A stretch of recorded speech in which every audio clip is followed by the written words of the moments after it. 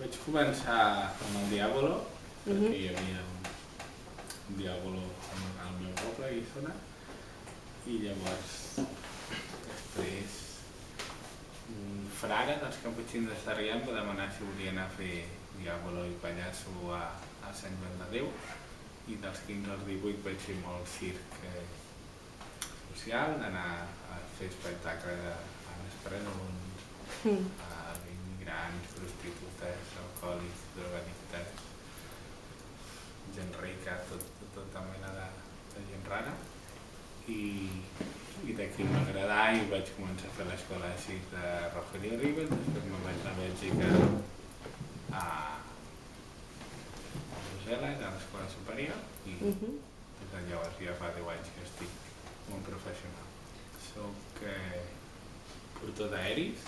estic tant al quadrant normal com al quadrant rus, penjo a 5 metres, llenço gent i ja torno a agafar. Sempre m'ha agradat